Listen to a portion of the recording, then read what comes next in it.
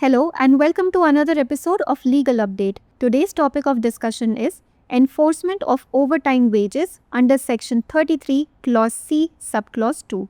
Why in news? Recently, the Bombay High Court in the Superintending Engineer and others versus Pundlik Kondiba, Panchpinde and others upheld the jurisdiction of a labor code under Section 33, Clause C, Subclause 2 of the Industrial Disputes Act 1947 to grant overtime wages to retired employees of the Maharashtra Electricity Distribution Company Limited. Background of the case: three retired employees of MSE DCL holding the post of Artisan A approached the Labour Court for unpaid overtime wages. They had worked overtime before their retirement in 2011-12 but had not been paid for these extra hours despite prior approval from the executive engineer. The employees sought rupees 6,12,900 with 18% interest, claiming their right to overtime wages under Section 33, Clause C, Subclause 2 of the Industrial Disputes Act 1947. The Labour Court granted the claim in 2017, allowing the overtime payment along with 12% interest. MSE DSL challenged the decision, arguing the employees did not have any pre-existing right to overtime wages, that the Section 33 Clause C Subclause 2 should not apply. Court observation: the Bombay High Court Aurangabad bench, led by Justice Prafulla Khobalkar, dismissed MSE DSL's writ petition, asserting that the entitlement to overtime wages was a pre-existing right under Section 59 of the Factories Act 1948.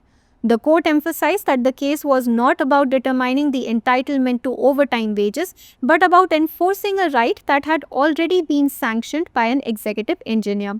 The court noted that Section 33, Clause C, Subclause 2 is applicable when an entitlement can be established through undisputed evidence such as sanctioned bills or office approval.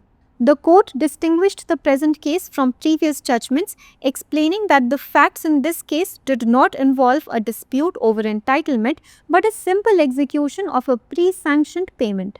Provisions involved: Section 33, Clause C, Subclause 2 of the Industrial Disputes Act 1947. It provides for a mechanism for a workman to recover benefits due to them under a pre-existing right if a right is not disputed. Section 59 of the Factories Act 1948. Statutory provision that grants employees the right to receive overtime wages at twice the ordinary rate. Section 2, Clause S of the Industrial Disputes Act 1947 defines a workman and their rights in industrial disputes. Now, let us look at a practice question. Which act provides employees with the statutory right to overtime pay? A. The Labour Laws Act. B.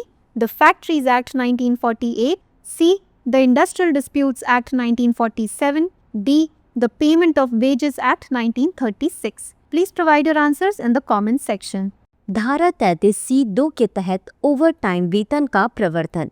सबसे पहले देख लेते हैं चर्चा में क्यों है। हाल ही में बॉम्बे हाई कोर्ट ने अधीक्षण अभियंता और अन्य बनाम पुंडलिक कोंडिबा, पचपिंडे और अन्य मामले में महाराष्ट्र विद्युत वितरण कंपनी लिमिटेड के सेवानिवृत्त कर्मचारियों को ओवरटाइम मजदूरी देने के लिए औद्योगिक विवाद अधिनियम 1947 की धारा 33C(2) के तहत श्रम न्यायालय के अधिकार क्षेत्र को बरकरार रखा। अब समझ लेते हैं मामले की पृष्ठभूमि। MSEDCL के 3 सेवानिवृत्त कर्मचारी जो आर्टिसन ए के पद पर कार्यरत थे ने बकाया ओवरटाइम वेतन के लिए श्रम न्यायालय का दरवाजा खटखटाया। उन्होंने 2011 से 12 में अपनी सेवानिवृत्ति से पहले ओवरटाइम काम किया था, लेकिन कार्यकारी अभियंता के पूर्व स्वीकृति के बावजूद उन्हें इन अतिरिक्त घंटों के लिए भुगतान नहीं किया गया था। कर्मचारियों ने औद्योगिक विवाद अधिनियम 1947 की धारा 33C(2) के तहत ओवरटाइम वेतन के अपने अधिकार का दावा करते हुए 18% ब्याज के साथ 6,12,900 रुपए मांगे। श्रम न्यायालय ने 2017 में दावा मंजूर करते हुए 12% ब्याज के साथ ओवरटाइम भुगतान की अनुमति दी। MSEDCL ने इस निर्णय को चुनौती दी और तर्क दिया कि कर्मचारियों को ओवरटाइम वेतन पाने का कोई पूर्व अधिकार नहीं था और 33C(2) उन पर लागू नहीं होनी चाहिए। न्यायालय की टिप्पणी। न्यायमूर्ति प्रफुल्ल खुबलकर की अध्यक्षता वाली बॉम्बे उच्च न्यायालय औरंगाबाद खंडपीठ ने MSEDCL की रिट याचिका को खारिज कर दिया और कहा कि ओवरटाइम वेतन का अधिकार कारखाना अधिनियम 1948 की धारा 59 के तहत पहले से मौजूद अधिकार है। अदालत ने इस बात पर जोर दिया कि यह मामला ओवरटाइम मजदूरी के अधिकार को निर्धारित करने के बारे में नहीं था, बल्कि उस अधिकार को लागू करने के बारे में था जिसे कार्यकारी अभियंता द्वारा पहले ही स्वीकृत किया जा चुका था। अदालत ने कहा कि धारा 33(2) तब लागू होती है जब किसी अधिकार को स्वीकृत बिल या आधिकारिक स्वीकृति जैसे निर्विवाद साक्ष्य के माध्यम से स्थापित किया जा सकता है। कोर्ट ने वर्तमान मामले को पिछले निर्णयों से अलग करते हुए यह स्पष्ट किया कि इस मामले में तथ्यों में अधिकार के विवाद का मामला नहीं था, बल्कि एक पूर्व अनुमोदित भुगतान की साधारण क्रियान्वयन का मामला था। शामिल प्रावधान: औद्योगिक विवाद अधिनियम 1947 की धारा 33(2) किसी कामगार को पूर्व विद्यमान अधिकार के तहत देय लाभों को प्राप्त करने के लिए एक तंत्र प्रदान करती है यदि अधिकार विवादित नहीं है।